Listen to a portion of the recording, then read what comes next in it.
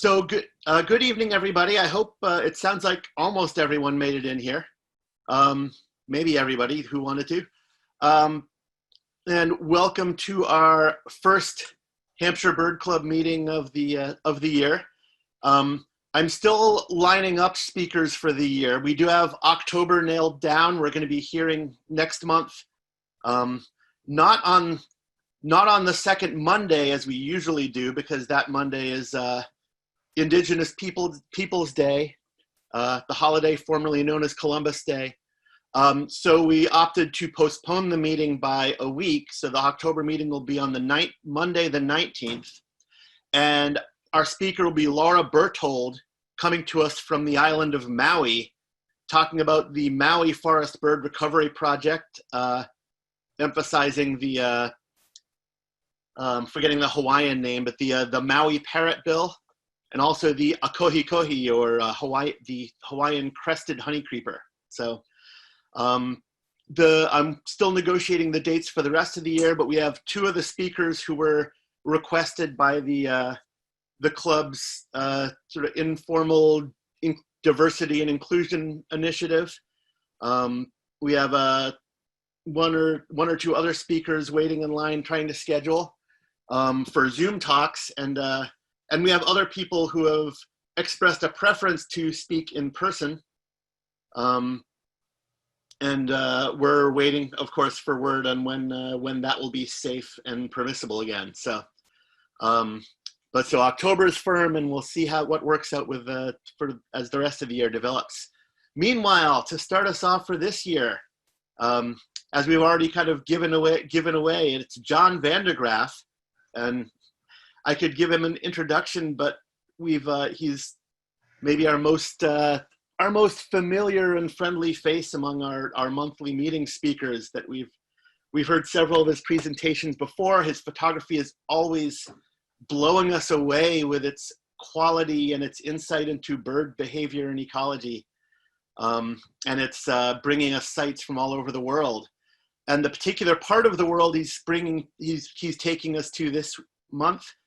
And I should add, this is apparently John's farewell performance for the club. He's informed us that he is going to that he's going to make this his last time presenting to us. Well, unless you want to draft me sometime in the future.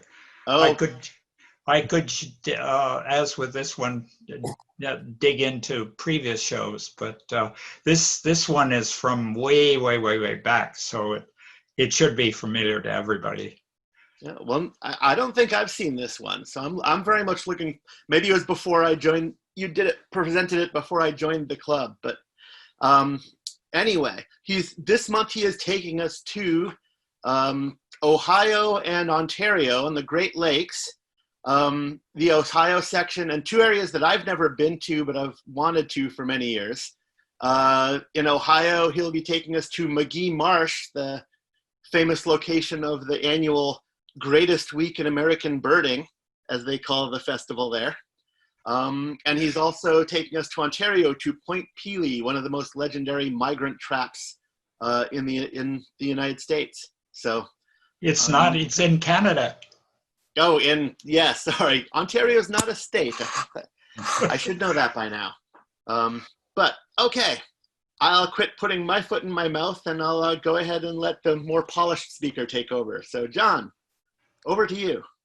Okay. Let me, now, can you see it okay? Well, right now we're seeing kind of the sort of the set of all the slides kind of. Oh yeah, okay. Well, I'll go ahead. You need to start from there. You go. Yeah. All right. Fine. Here we go. Well, so this is the you see this is the let's see. This would be the I think the eastern edge of the point, and you see the rig that I had back then with a tripod and and a flash, an attached flash thing attached, which I gave up very early. This really dates the photo. Anyway, so and then here we are. This is the very point, and looking south, and there's our the birding group that we were with. Whatever or actually probably not. We weren't really with a group on any of these. We went with a local guide, Tom Hince. I'll say more about that later on. And here we're flying in,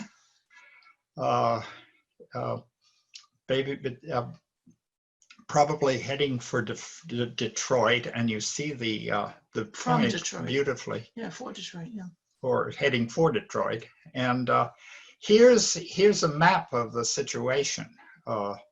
So we would have landed in Detroit, and it shows you very close, very, very well where the different things are.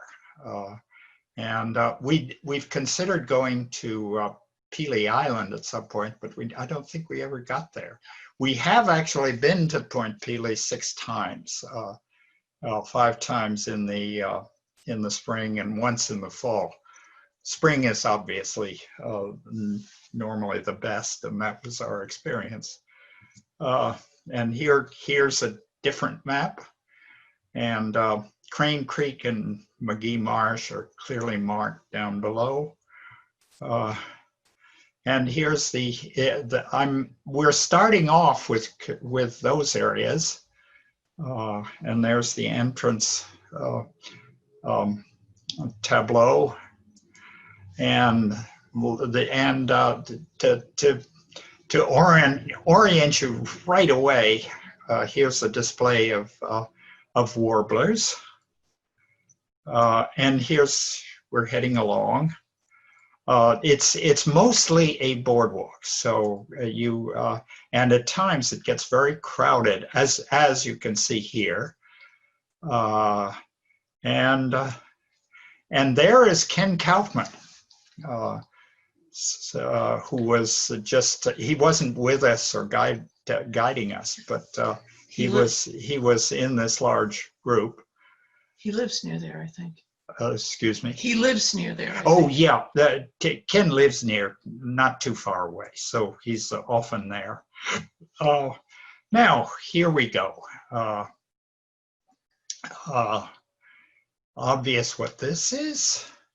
And a Carolina wren. And Least flycatcher, we thought. we think this is a least flycatcher. I don't. Please speak up if you have a contrary ID or want to discuss anything at all. And a blue wing and a Golden wing. And a golden wing. And the Canada warbler. In the not headed for Canada, presumably, and a Woodcock. And a woodcock through a nice hole that I managed to get to. There were probably about 40 people around me, so I felt very lucky to get anything at all of that bird. And here's a Sora, and I call this my cross-legged Sora, and a young Sora, and a Virginia rail, another Virginia rail. Look at the translucent of the lucence of that bill, and I think this is probably an eagle, a young eagle, Bald eagle. a bald eagle. But if they're contrary opinions, speak up. And a dowitcher. Not sure whether it's long or short billed. And now here we are on the way to Point Pelee and showing you basically, we of course flew into Detroit, so drove, which is the upper left. You see Leamington, that's where our guide for some of it lives, Tom Hince. And here, this was on a poster. It's sort of fun to see this. And a bit less fun to see this, but the Point Pelee in the old days. And here's the entrance. And here's a fairly precise map. You go down. Let's see where. You come in here. Yeah, you come up at the top left, obviously. Oops, what happened? And you park, I think, at the. Shoot. I'm not sure quite where you park. I think it's near the visitor center, don't you? Oh, that's right. Yeah, the visitor center's down there. No, you take the. And then you take the tram from the visitor center. Oh, that's right, tram from the visitor center. Okay, and this is the road going in, looking south. I'm pretty sure it's south. Mm-hmm. And this is the view off to the side from the road. And birds. Red-winged blackbird. Red-winged blackbird. A least... Black tern. Black tern, yeah. And here's the visitor center. So, and you see a little model of the tram that takes you around once you're down further, once you're there. And here's another map. The board that they have up with the board, sightings board. with sightings, sightings and observation, always the two language. Nashville. Nashville. This is wonderfully familiar to me. It's we've had it in our bathroom for the last 10 to 15 years, and we moved it when we started. We actually had wallpaper with small flowers around it, so it went marvelously there. Our new bathroom is plain blue, but it's still nice to have it next to you as you shave. And a yellow warbler, young or a female, or yeah, it's starting to get brown in there. Yeah, it's probably little touches of red, so maybe it's a young male. And there's a male. Yellow warbler. And a magnolia. We had a terrific luck with magnolias. And I think this was my first, which is just absolutely terrific. And Cape May, trying to hide a little bit. And a female Cape May. And black-throated blue with its handkerchief, and the black-throated blue also. And the black-throated blue female, you can see a faint handkerchief, and the eye ring helps give her away. Yellow rump, and a prairie warbler. And this is a Kirtland's warbler, straight, either presumably on migration from its regular area, which is to the northwest, In Michigan, yeah. in a limited area in Wisconsin. We've seen, Oh, yeah, Wisconsin, wherever. It landed on the beach. yeah, it's on the beach in Point Pelee. We've seen it in Wisconsin as well, but it was a treat to see it close up at Point Pelee. There it is also. On that beach, it's, if you see birds at all, they are close because it's a narrow beach, which is great. Here's a yellow-billed cuckoo, and a yellow-billed cuckoo in fall. We went once in the fall to see what it was like, and it was not wonderful as we expected, but it was sort of fun. There were cuckoos all over the place going after the insects. There were a lot of tent caterpillars. The tent caterpillars which had their agglomerations were everywhere in the trees. And this was on my first trip, a black-billed cuckoo.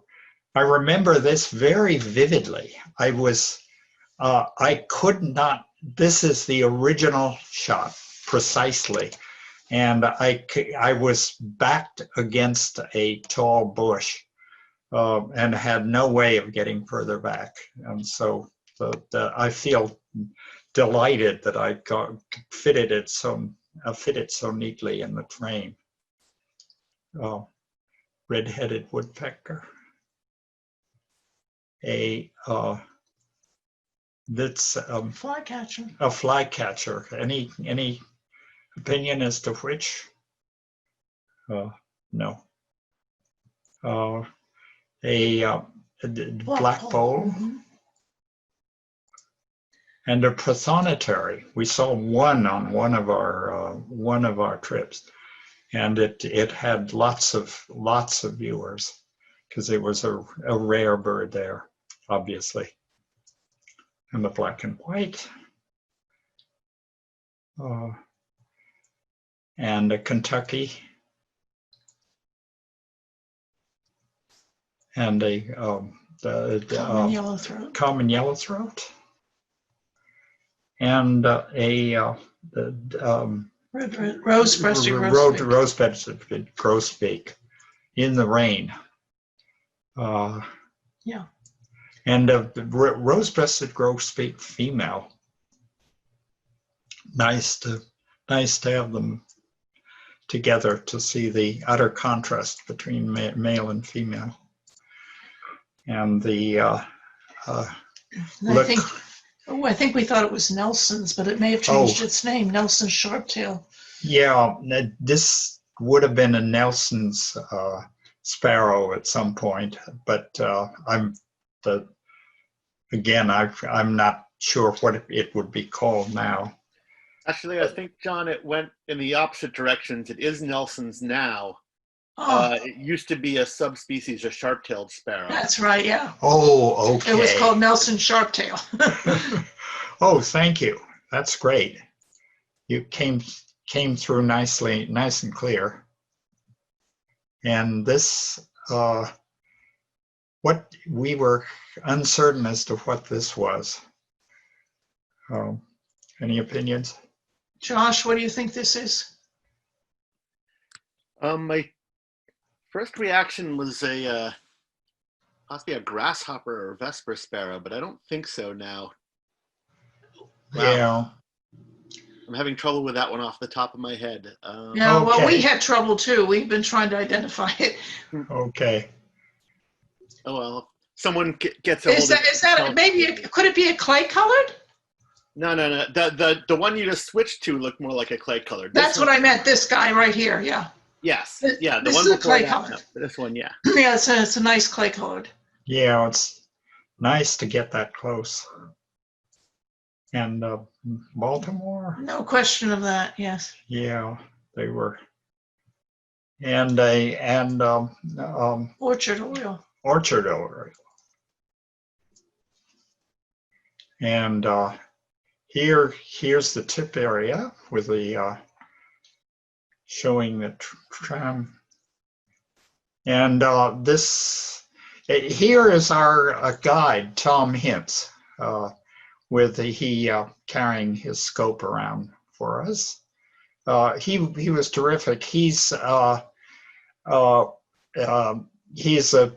of the top birders, or was anyway, in North America, and is with his friend Paul Pratt, also from Ontario. He participated numerous times in the what was the World Series of Birding, Yeah. or whatever it was called, down in, Yeah. I believe, in Louisiana.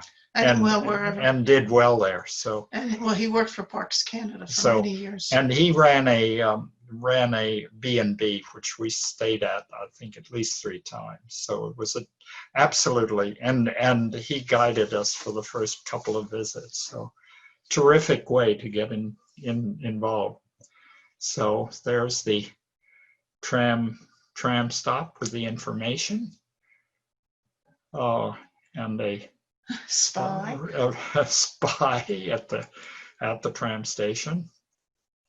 And there is the tram that carries you from the visitor center down, about 15 minutes. And it's very practical. It does save you quite a bit of time. And you do want to be pretty much on at the tip, especially on the best days. And there's Mary Lee, and there's again that same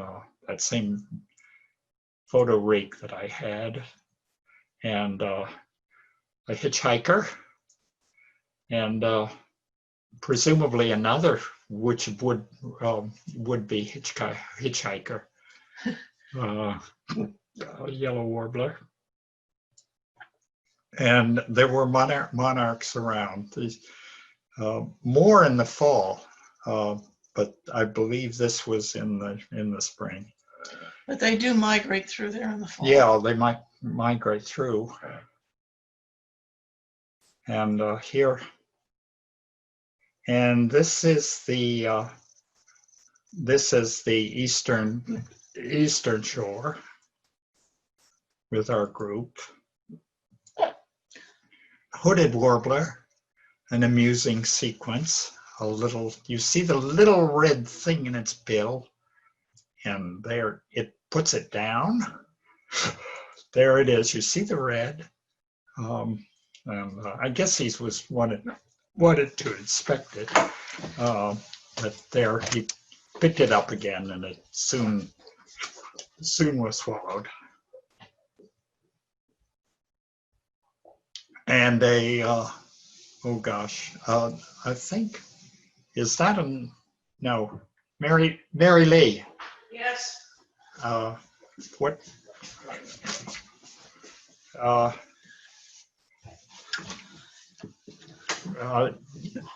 Yeah. What is this? Most likely, any? Oh, we did. What is that, Josh? Do you know what that is? It's a ruby crowned kinglet, isn't it? Oh, could be. Yeah, it has the bars and the little beak. And there I do see a little bit of reddish or something, different color at the very top. I got you one. Yeah. Okay. Red-breasted nuthatch. Red-breasted nuthatch. Sorry, I have hiccups. I'll just give me a moment. Okay. And blue-gray gnatcatcher. Mm-hmm. And again, the very, very, very tip. Mm-hmm. And the tip again. It's an absolutely lovely place to go, and you have a clear sense of the geography being there. and terns, and a oh gosh, what's the anyway, another tern, and here's I think probably a black-headed gull early in the spring. Not quite sure what this is. It's a gull. It's definitely a gull. Yeah, that one is an immature Bonapartes, I think. Is that what it is? But immature Yeah. Bonapartes. Okay. Oh, great. I'll make a note of that. Yeah, terrific. And ruddy turnstone and Anna Dunlin.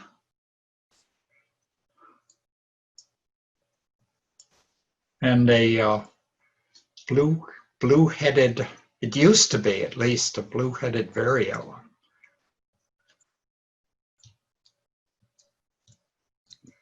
Oops, go ahead. There again, this was again on the beach, so very, very close. And a Indigo an bunting. indigo bunting. And a chipping sparrow. No, Oh, but we decided it was a palm warbler. oh, right, a palm warbler. Yeah, yeah, lovely, lovely colors. And there's a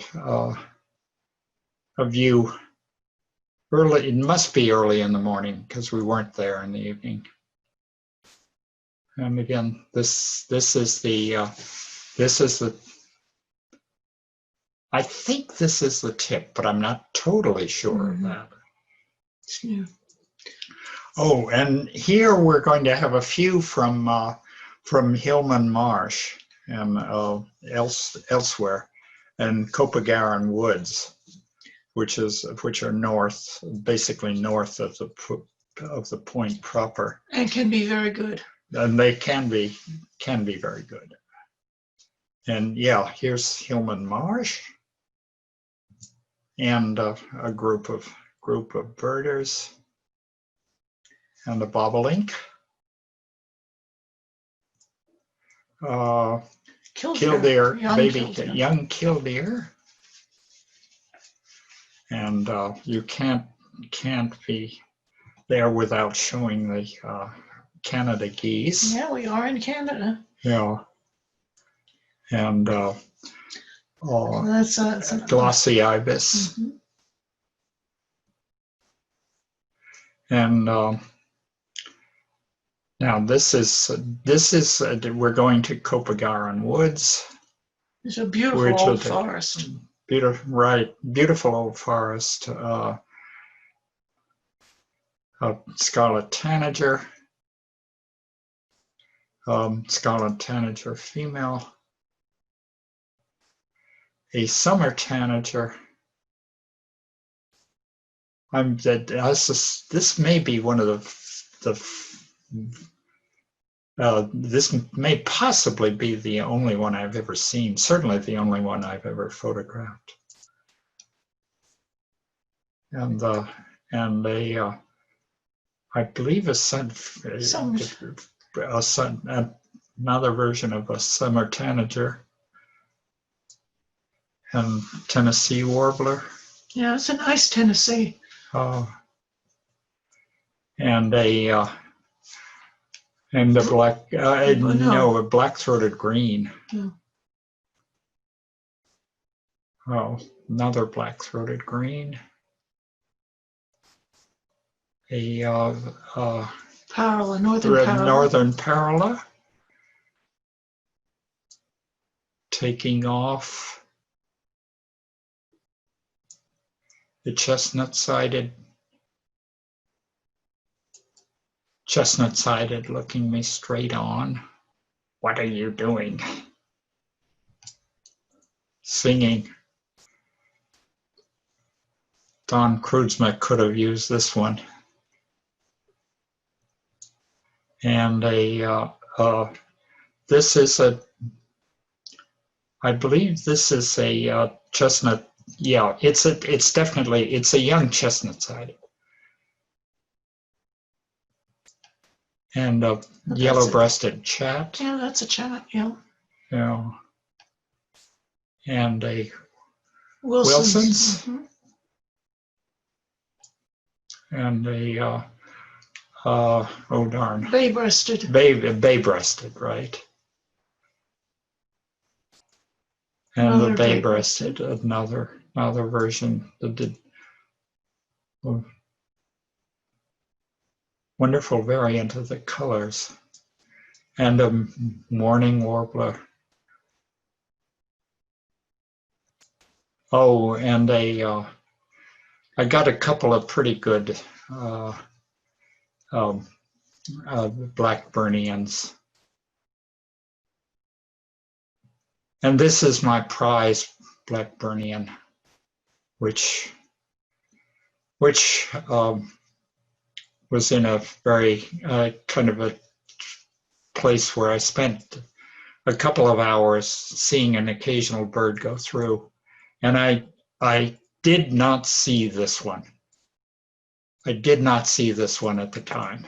And when I got back to the B&B and downloaded it, it was this single shot. So it's a small miracle. So that's it. Thank you very much. All right, well, thank you very much, John. Dazzling stuff as always. So I guess at this point we invite people from the audience to ask questions of the speaker. So anyone out there want to ask John some questions? Oh, I'd love to talk for a bit. Well, Have other people been to Point Pelee? Have other people been there? Can put up your hands if you've been there. To Point Pelee? Oh, not too many. No? No, it's to be highly recommended. The first 2 weeks in May, usually. Yeah, first 2 weeks in May. So yeah, I think I mentioned the other day when we were talking that I'd been to Whitefish Point in Michigan, which is not very far from Point Pelee, but Point Pelee itself I hadn't been to. no. Well, you can hit it very, very lucky, and you can also hit it when it's raining and there aren't, it's hard to see things. No.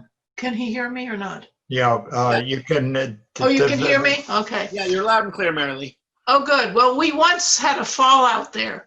We were on the tip, and there was this incredible fallout of birds just flying around in circles, and our heads kept going round and round. We didn't know what to do. It was an amazing experience. Yeah, the more birds passing by far than I've ever seen otherwise.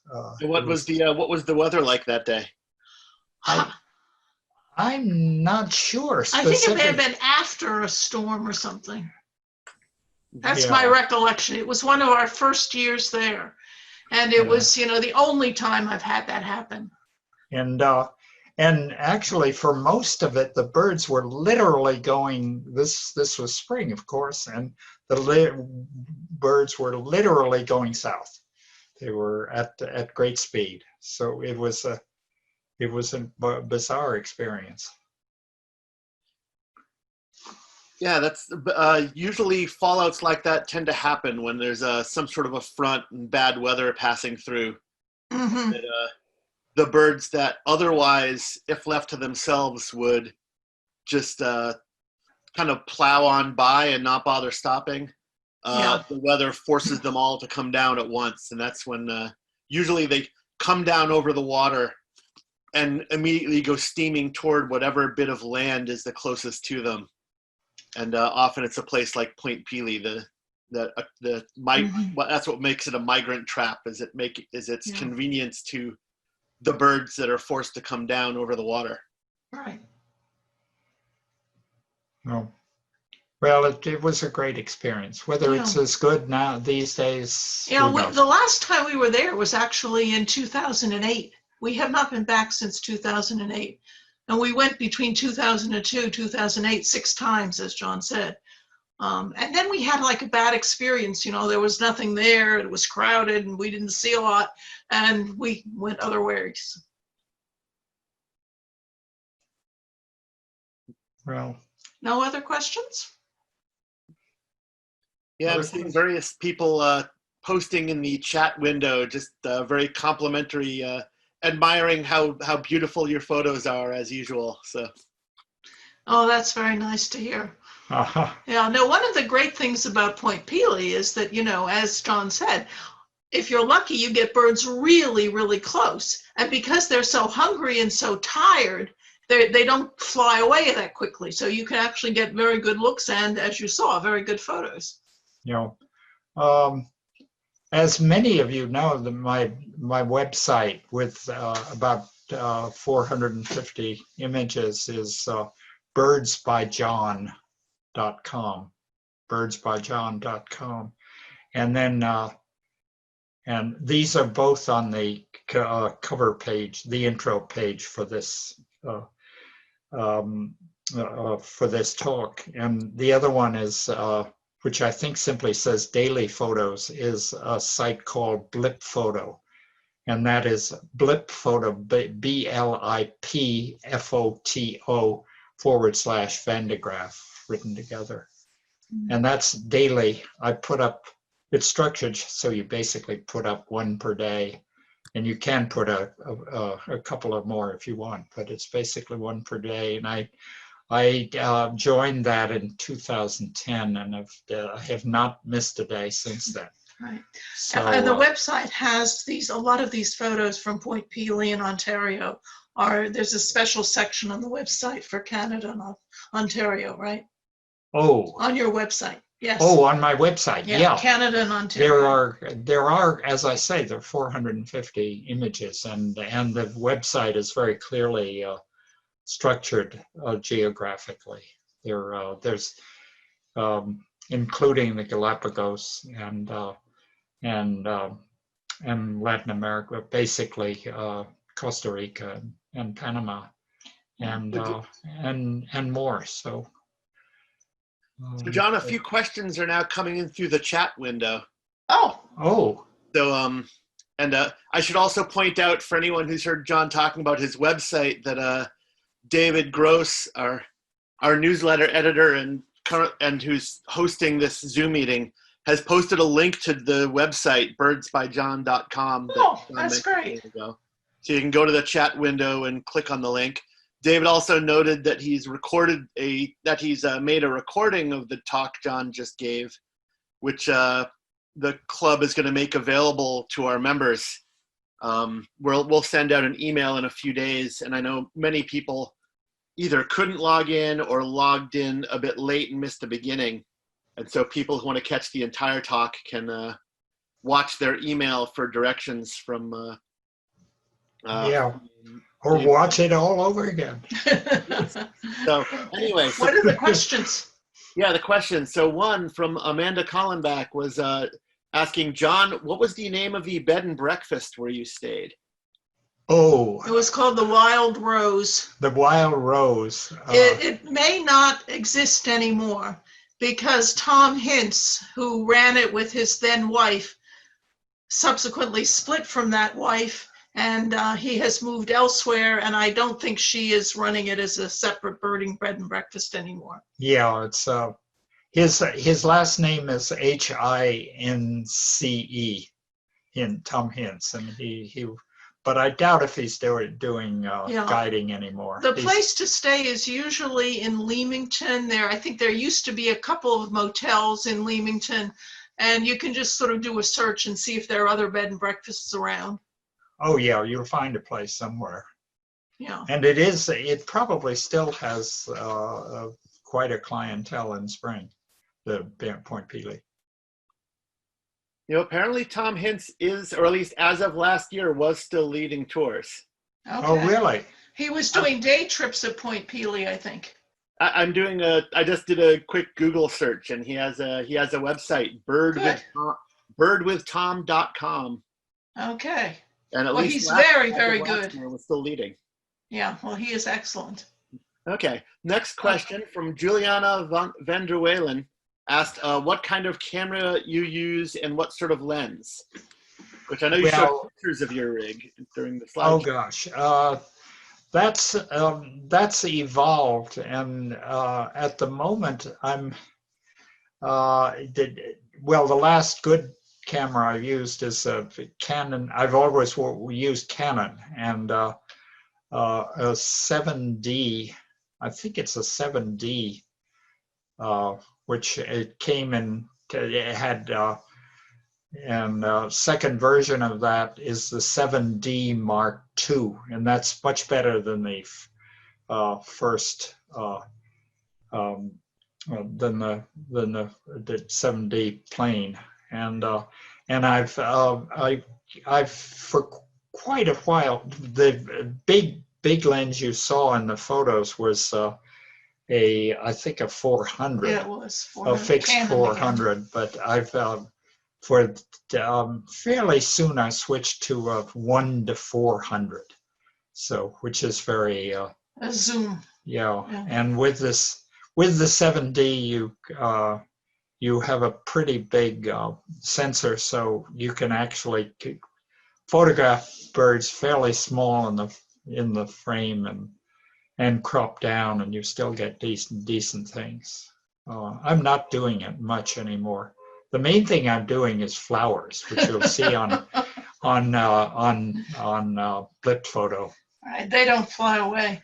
Right.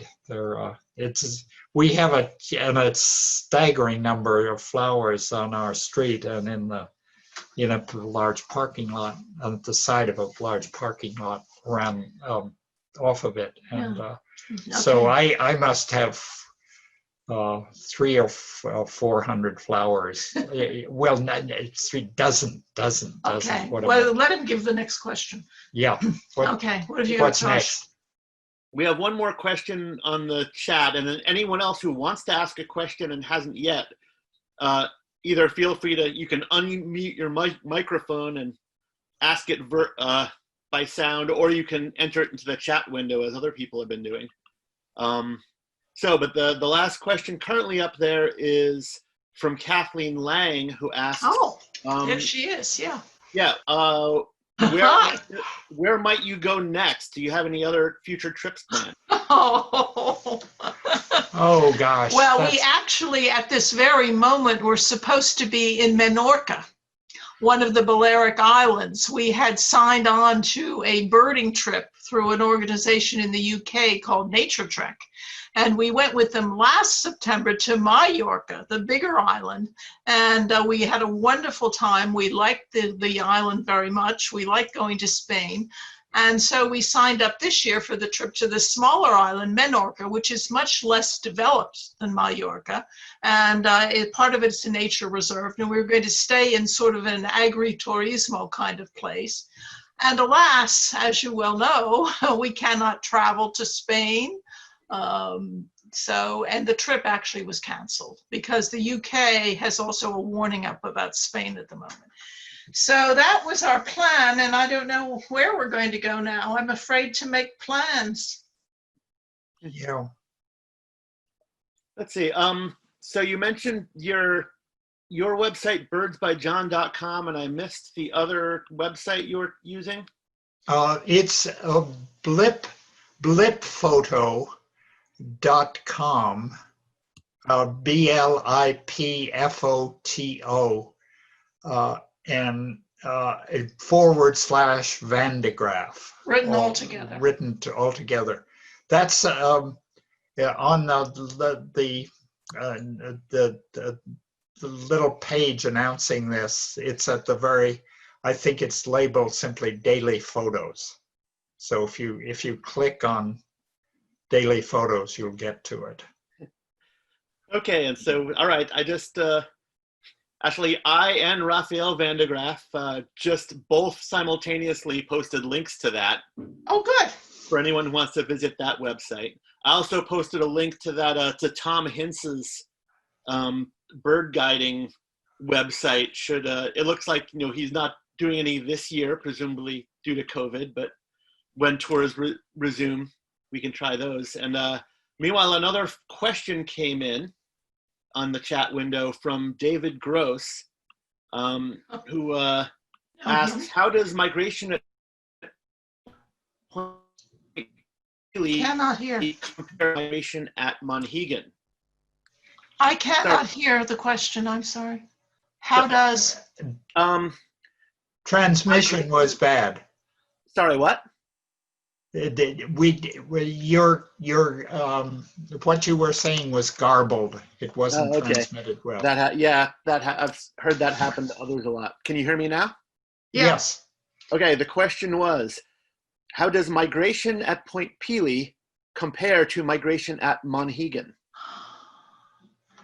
That's an interesting question. Well, I think when it's good, it's better.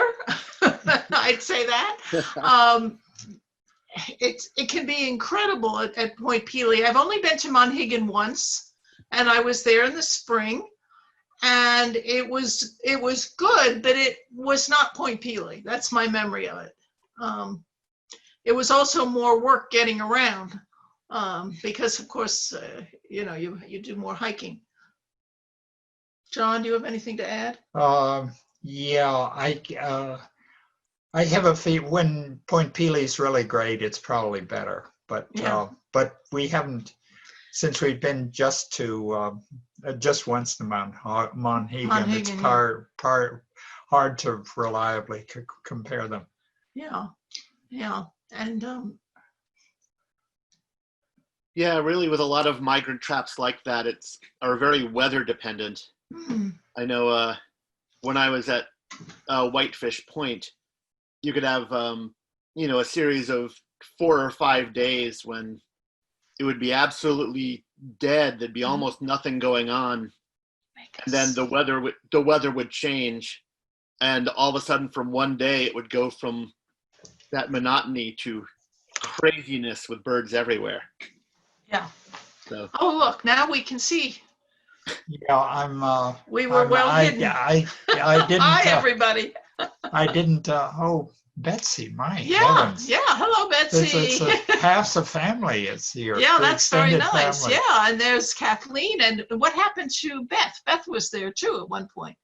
Yeah, she must have closed out. Yeah, and Raphael van de Graaff is down there. Do you see him? And Mary Kay van de Graaff. So that's all very nice. There's Beth and Jim. Okay. Yeah. And of course, all the people from the Bird Club. We're happy to see you all too. But it's fun to be able to have family and friends connect. Yeah, it's really fantastic. When it works, it's great. Other questions come through, Josh? No, that is the end of the questions in the chat window. I'd have the question of why Blaise Basilone appears to look very much like Harvey Allen right now, but I see Harvey laughing, so I guess he's got his sound on at least. But okay. Well, I hope to look like something as long as Harvey's look like something, and go all the places that he's been. Just talking to him this afternoon, and I'm glad to hear he's there because I believe we are the ones who alerted him to this program tonight and sent him the link. Tell him about Magee Marsh. And what about Magee Marsh? And just since I'm on here, if people, last year, 2019, we did go to Magee Marsh for the first time. Before. And I would just say, although we saw probably 25, 26 warblers, and of course other birds, none of those warblers could not have been seen in Western Mass. But as they have indicated at Point Pelee, we saw them in remarkable numbers. Sometimes you felt you could almost reach out and touch them. This year we were scheduled to go also, including on several walks, one with Ken Kaufman and one with the two men who wrote the Warbler book, I think it's called. But of course, everything was canceled. But if you do go to Magee Marsh, we would highly recommend the Island House Hotel in Port Clinton, a real classic hotel going back into the 50s and 40s. That's probably as convenient to Magee Marsh as any other. And just for what it's worth, we would have flown into Cleveland and then driven about 75 miles west on I-90 to Magee Marsh. But anyways, as the Van de Graaffs have said, everything this year was canceled. Tell me Yeah. I get Yeah. pictures. Yeah, no, and one thing I'll add about Point Pelee, I think our best time there, we got something like 32 or 33 warblers. We Yeah. also got a really good look at a Connecticut, but unfortunately for photo taking, it was on the ground, you know, playing like a little mouse, and there were about 100 people circled around the poor little thing. But we got a good look at it, but no photo. I think one thing that's probably happened is a much greater percentage of the birders very recently at these places are carrying cameras. I mean, I took some pictures like you did, John, of But- people shoulder to shoulder, sometimes 2 and 3 deep. You know, at least Yeah. 50% of them have the large telescopic cameras. It's a photographer's paradise. Yes. Yeah. Yeah, Well, even by the last time I went, the number of people with cameras had greatly increased. The quality of has increased, and the also autofocus. Autofocus is at least a couple of decades old, but Yeah, but, you know, image stabilization and all these sorts of things. image stabilization. Mhm. That's really what I meant to talk about, I think. Yeah. But well, Well, thank you. Your Thank you for presentation sharing. was excellent. Thank you. And 2 birds that you saw that we did not see The Kirkland. in the Kentucky and the morning, we actually did not see those. Uh-huh. So you had that was great for you. Yeah, So we now- also actually once got a yellow-throated warbler that had found its way up there. Oh yeah, yes, that's a southern bird, of course. Yeah, yeah. As the Yeah. prothonotary is also. Prothonotary. Yeah, that's good work. Thank you. John and Marilee, if you wanted to go back to that one slide, there was that bird we couldn't quite identify that I speculated might have been a grasshopper sparrow or All right. maybe a Henslow's. But if you wanted to throw that back up again, I could take a I'm longer. not sure I can get back. Oh, How okay. do we get back? Well, let's see. You'd have to do the screen sharing again. Okay. I don't know. if I Yeah. can- Okay. Oh, and there it is. Is that it? Yeah. Right. Yeah. Okay. Yeah, and then find that one photo. Yeah. Here they Okay. Your picture link. Ooh, I'm not controlling anything. It's showing what I think was your opening slide, the plain gray one. Oh, It's Yeah. not showing anything to me now. Well, I can't make it do anything. Oh, it won't forward to the next slide or anything? Right. No. Yeah. Exact. Oh, No, nope. we're back here now. The screen share is on the thing. Is that it though? There it is. Yeah, There it is. Keep going. Oh, good. It came back up. Yeah. Let's see. It was. Keep going back. It's back before this, John. Yes, I know. For some reason, your picture link. It's back, further back, further back. Okay. Can you go back further? Keep going back. Yeah. Okay. So now you should be able to share your screen, John, and show that Oh. picture. Okay, yeah. Yeah, when you I think get to the picture first, and then when you've got the Yeah. picture in question, try to screen sharing that one. Okay, here we go. Is that it? Yeah. I think. Is There this it is. Is this it? Why won't it come up? Oh, Oh. phooey. Damn. Oh hell. Here it is. You keep talking like that, we may have to have Dave Gross bleeping out words option on Zoom. Bleeping out words. Now I'm not sure how I. We have it up here. All right, we'll try resuming. So can you go back to Zoom and share your screen? Oh. Oh. Up. Damn, I'm really bad at this. Too many programs running at once. Yeah, well, 2 is too much for me sometimes. Oh gosh. Let's see. Oh, here we go. Maybe.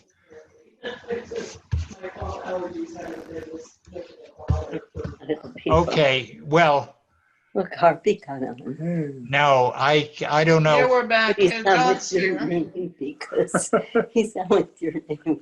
Well, if all else fails, we'll go when the replay of your talk gets I think that may be the answer. posted. Yeah. We can Because- also freeze the presentation on that one slide and study it at length. And Yeah, neither John nor I are really, gifted in doing this. oh, wait, but you're okay. There's your slide set, and I see the picture. There it is. Yeah. Oh wait, no, I'm seeing the Nelson Sparrow is the picture. No, it's next to the Nelsons. It's number 65. Aha. So now click from current slide. There Oh, it There is. you go. There. We did it. Oh, yeah. Okay. So what have we decided this now is? Well, we haven't yet. I was leaning maybe to Henslow's Sparrow, but let me, I'm going to look that one up and compare. No, the Maller stripes aren't strong enough to be a Henslow's. Is it possible let's see. It's got a super strong I-ring.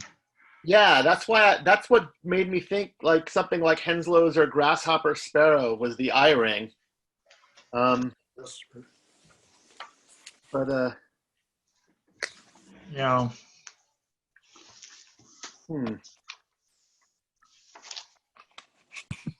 Well, That It looks like a grasshopper. yeah, What about Vesper? it's definitely closer to that than Henslow's, and it's sort of like a darker colored grasshopper than I'm used to seeing. Usually, Yeah, I it is associate them with exactly kind of like yellowish Okay. colored. But yeah, other than that, everything. Yeah. Yeah. Oh, Vesper? No, it doesn't. It's close. Vesper does have a good eye ring, but otherwise, it doesn't look Vesper. the face pattern. Oh, yeah, it has a striped breast. Mhm. Yeah. Okay, we did have another question come in while Oh, okay. Okay, sure. Chris Fisher asks whether you've ever been to Tawas Point in Michigan. We actually have. Let's see. I think it was the year that we went up to see the Kirtlands. We went to Tawas Point, which is known for migration and gets good warblers, but we were not there at the appropriate moment.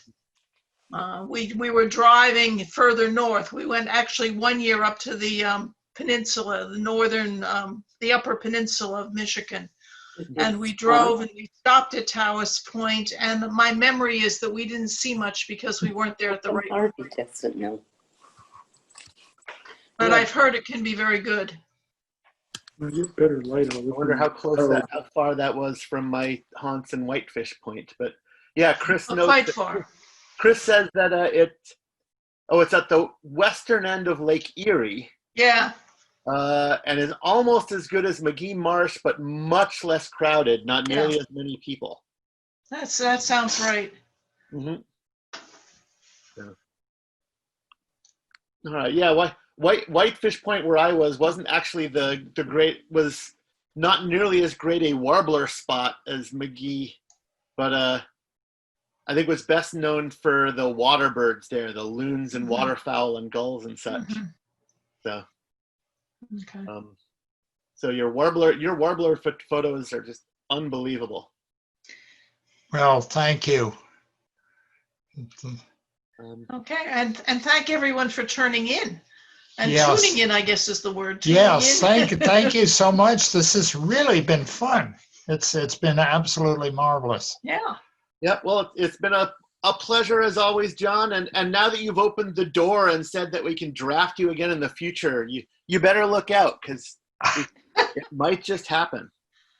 Okay. Yeah. Well, That's all. I'm bracing myself already. yeah, and let's all hope that in the next year or so we're going to be able to do some more traveling and get some new shots of birds in new places.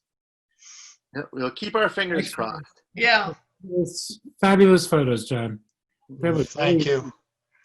Yep. Thanks. All right. Well, thanks for coming out, everyone, and look forward to hearing about the birds of Maui, especially some critically endangered ones next month. Oh, that should be very interesting. Yeah, we've not Okay. been to Hawaii. We were saving Hawaii for our older age. So I don't know when we're going to get there. Well, I've been to Hawaii, and I can highly recommend that some of the biology out there is fantastic. The diversity is actually not nearly as high as a lot of the mainland areas, but it is diversity. There's very little overlap. The things you'll see there, many of them you cannot see anyplace else. Oh, right. Yes. I've heard, Josh, that for some birds you literally have to get permission to go to the area where they are.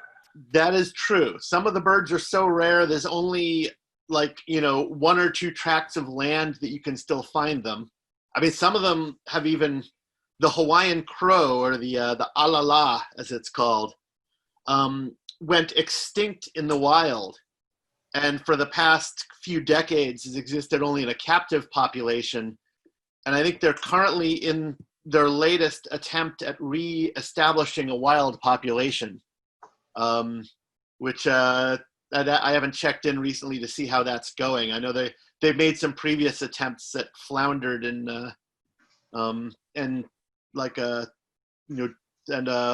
dribbled out, that failed. Hopefully the latest one will have a little better luck. No. But there are a few other birds, including the ones we're going to hear about next month: the Maui parrotbill and the akohi-kohi, or crested honeycreeper. Those two actually are mostly exist in I think it's a nature conservancy preserve, which is only open to the public, I think, 1 weekend a month or every other weekend, something like that.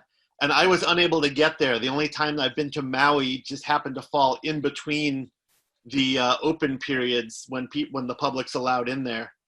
So I've never seen either of the birds that are going to be the focus of our talk next month. Okay. Well, we'll look forward to it. Very much. Okay. Okay. Well, thank you again. All right. Well, good night, everyone. And Good again, night. it was lovely seeing you all. Yeah. Good night, Marilee. Good night, John. Good night. Good night. Good night.